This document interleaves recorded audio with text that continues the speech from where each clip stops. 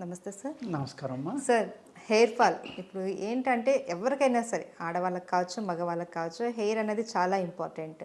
ఒక లుక్ అనేది ఉంటుంది అనేసి చాలా కేర్ తీసుకుంటూ ఉంటారు. ఎంత కేర్ తీసుకుంటారో అంత హెయిర్ ఫాల్ అవుతూ ఉంటుంది చాలా మందికి. మగవాళ్ళలో అయితే బట్టతల కూడా వచ్చేస్తూ ఉంటుంది చిన్న వయసులోనే. అయితే ఈ హెయిర్ ఫాల్ రావడానికి మెయిన్ రీజన్స్ ఏంటి సార్? అనేక రకాల రీజన్స్ ఉంటాయమ్మా. మనం దీని మీద చాలా వీడియోలు చేసాం.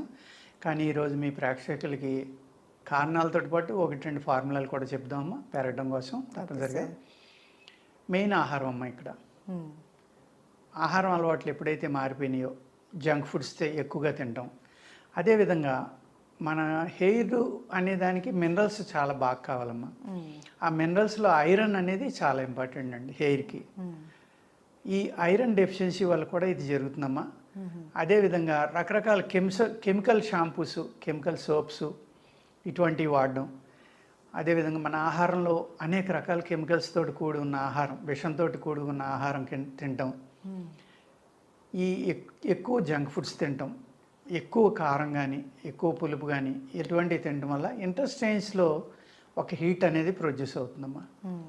దాన్ని గ్యాస్ట్రిక్ ప్రాబ్లం అనుకోవచ్చు, మనం అల్సర్స్ అనుకోవచ్చు, ఇంకోటి అనుకోవచ్చు.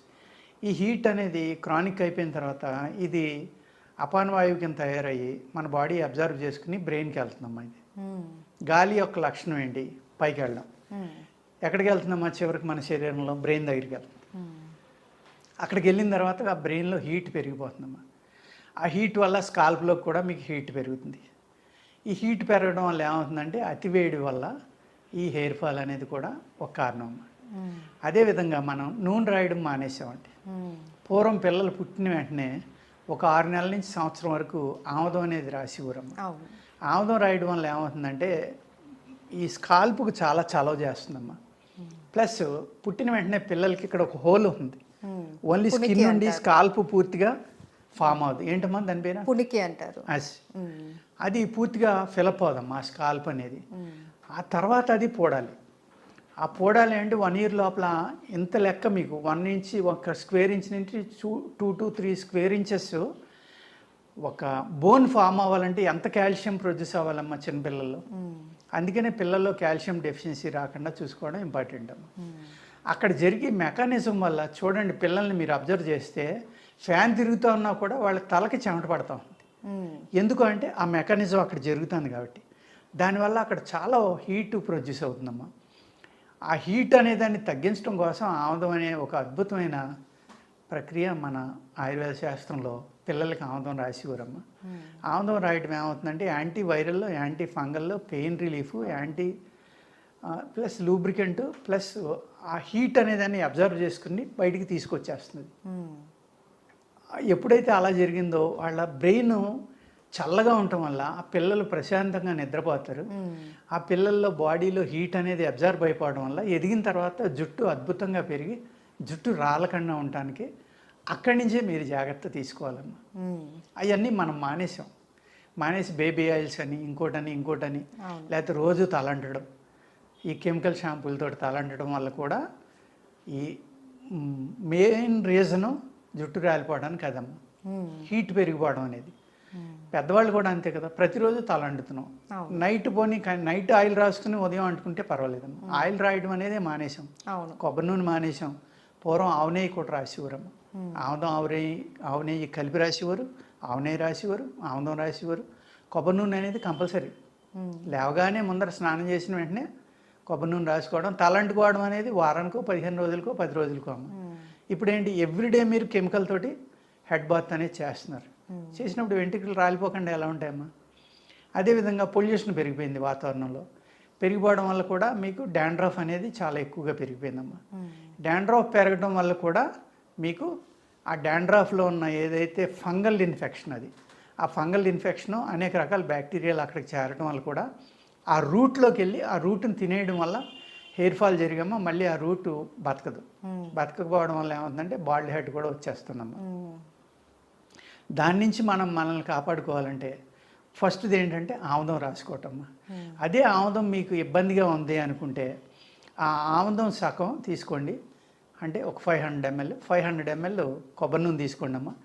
ఆ రెండాటిలోని మీరు ఈ జీడి, నల్ల జీడి అని దొరుకుతుందమ్మా. అడవి జీడి పిక్కలు అంటారు, ఈ నల్లగా ఉంటాయి.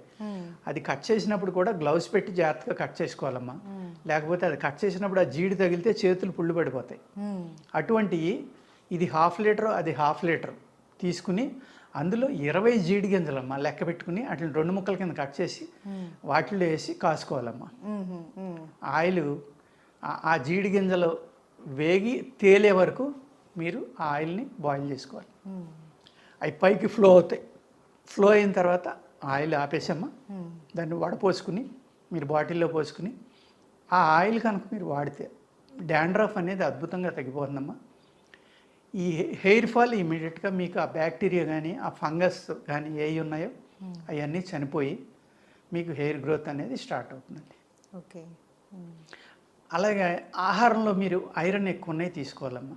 ఐరన్ ఎక్కువ దేంట్లో ఉంటుందంటే ఉసిరిలో ఉంటుంది, అదేవిధంగా కరివేపాకులో కూడా ఉంటుందమ్మా. ఈ ఉసిరికాయలు అనేవి ఉన్నాయి కాబట్టి ఉసిరి పౌడర్ దొరుకుతుంది, పప్పు దొరుకుతుంది. పై తొక్కే గింజ పనిచేయదండి. పైన ఏదైతే వలపు అంటాం మేము, ఉసిరి వలపు అంటాం, అది తెచ్చుకున్నమ్మా మీరు కచ్చపచ్చగా కొట్టుకుని కషాయం కాసుకుని వారానికి కనీసం 4 రోజులు దాంతో తల అంటుకుని ఈవినింగ్ శుభ్రంగా పడుకోండి. తుడిచేసుకున్నా పర్వాలేదు, ఆ కషాయంతో అంటుకోవాలి. అంతే తప్ప మళ్ళీ సబ్బులేం వాడకూడదు. అలా అంటుకుని కనుక వారానికి ఒకసారి ఒక 4 సార్లు అంటితే మంచిదమ్మా. మినిమం వారానికి ఒకసారి, మీకు ఎంత కుదరకపోయినా. ఈ ఐరన్ అనేది ఆ హెయిర్కి అందటం వల్ల హెయిర్ ఫాల్ తగ్గుతుందమ్మా. చాలా మీ వెంట్రుకలు ఏ అయితే ఉన్నాయో ఇవి చాలా అందంగా షైనింగ్ తోటి ఉంటాయి, ఆరోగ్యంగా ఉంటాయి. ఇది కూడా చాలా సింపుల్గా చేసుకున్నామా, అందరూ వాడుకోవచ్చు.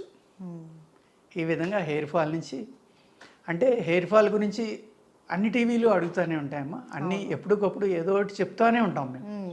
ఎందుకంటే మీరు అన్నట్టుగా అది సౌందర్యంలో ఆడవాళ్ళకేంటి మగవాళ్ళకేంటి చాలా ఇంపార్టెంట్ కాబట్టి దీని గురించి అనేక వీడియోలు చేస్తూ ఉంటామమ్మా. అదేవిధంగా మీరు గుంటకల్లగరాకు అంటారు కదా, గుంటగన్నాకు అంటమ్మా. ఆ గుంటగన్నాకు తర్వాత గురివిందాకమ్మ, ఈ 2 రకాల ఆకులు తెచ్చుకుని వాటిని కషాయం కాసుకుని ఎండాకులు కనుకుంటే 4 భాగాలు నీళ్లు పోసుకున్నామా, ఒక భాగం వచ్చేదాకా కషాయం కాసుకోవాలి. ఆ 2 రకాలు, ఆ 2 కషాయాలు కలుపుకొని అందులో మీరు మర్రి ఓడలు ఉంటాయి, మర్రి చెట్టు ఓడలు ఉంటాయి కదమ్మా, ఆ లేత ఓడలు తీసుకుని వాటిని కూడా బాగా నలగొట్టి కషాయం కాసుకుని ఈ 3 కషాయాలు ఎంత ఉన్నాయో అంత నూనె తీసుకోవాలమ్మా. కొబ్బరి నూనె కానీ నువ్వుల నూనె కానీ. ఈ కషాయాలు పూర్తిగా బాయిల్ అయిపోయి నూనె ఒకటి మిగిలిదాకా కాసుకోవాలమ్మా.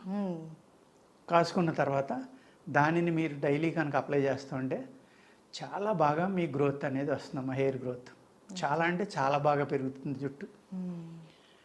ఆరోగ్యకరమైన జుట్టు మీకు కావాలి అంటే 1 లీటర్ కొబ్బరి నూనె తీసుకుని 200 గ్రామ్స్ నిమ్మరసం పోయాలమ్మా అందులో. అంటే 200 ml, గ్రామ్స్ కాదు. ఆ నిమ్మరసం ఇరిగిపోయేదాకా కాసుకుని ఆ ఆయిల్ అనేది మీరు రాసుకున్నా కూడా విటమిన్ సి ఉండటం వల్ల ఐరన్ అబ్జర్వ్ చేసుకుని ఈ కొబ్బరి నూనె రాయడం వల్ల చల్లదనం వల్ల కూడా మీ శరీరం నుంచి ఆటోమేటిక్గా ఆ హెయిర్కి కావాల్సినవన్నీ స్కాల్ప్లోకి ప్రొడ్యూస్ అయ్యి ఆరోగ్యంగా జుట్టు పెరగడానికి అది కూడా చాలా అద్భుతంగా పనిచేస్తుంది.